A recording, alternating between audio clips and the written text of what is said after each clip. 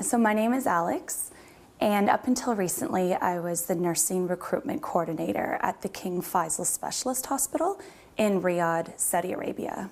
I traveled to Saudi Arabia because my backstory is that I was a nurse, and then I became a recruiter with Helen Ziegler and Associates.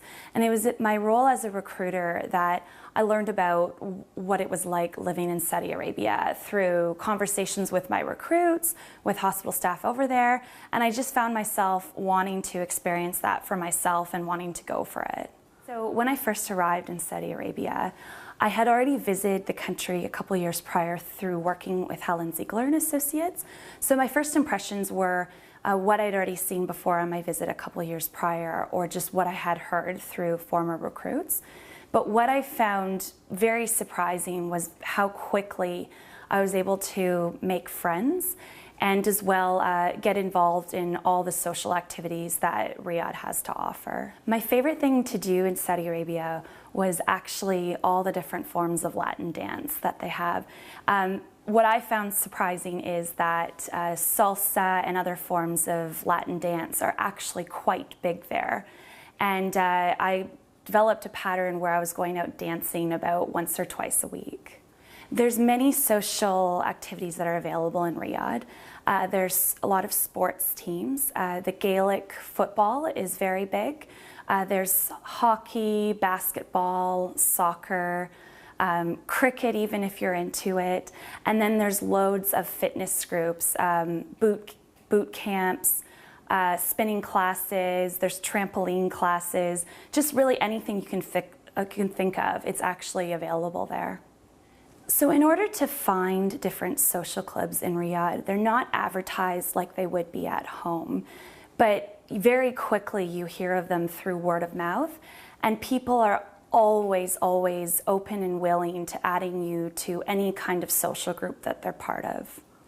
When I first got to Riyadh, like everyone, I did experience a bit of culture shock, and it's just mainly to do any kind of everyday activity. Initially, it feels like there's always a couple steps or obstacles you need to get through.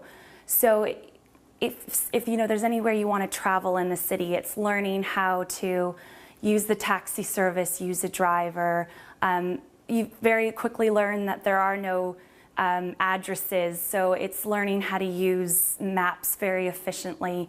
But after really no time at all, it becomes second nature. As a woman living in Saudi Arabia, I actually didn't feel that different living there than I did at home. There are cultural customs that I did have to get involved in. I did have to dress more conservatively, including wearing the abaya when I was out in public. I was a traveler before moving to Saudi Arabia, so it might be that I'm a bit more adaptable in getting involved in a new culture. But in the end, I didn't feel that I had to change anything about myself, and I felt at ease living there. Having to wear the abaya every day didn't actually bother me at all. While you're at work at the hospital, you don't wear it. Clinical staff like nurses wear scrubs, and administration staff like me, they just wear business casual clothes. But when you're out in the city, you do have to wear it as a woman. They're usually very lightweight. You can wear whatever you want underneath, and I felt it was pretty easy to not have to think about what I was going to wear that day and just throw one of the various ones that I owned over top of what I was wearing. What initially attracted me to a position in Saudi Arabia was the opportunity to travel.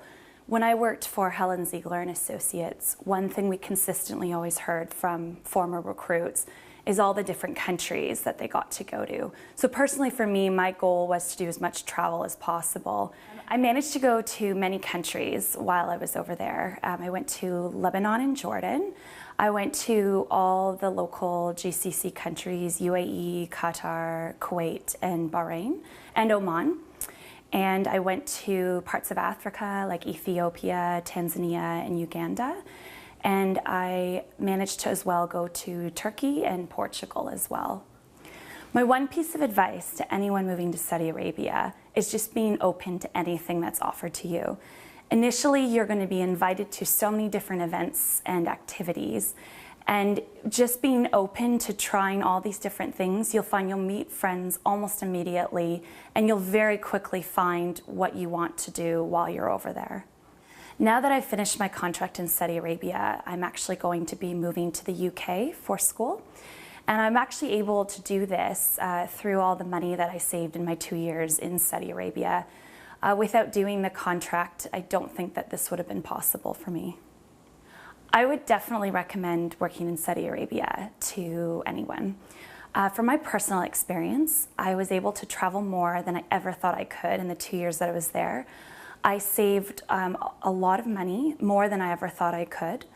And the biggest thing for me was that I made such close friends when I was there, and they'll be my best friends for life.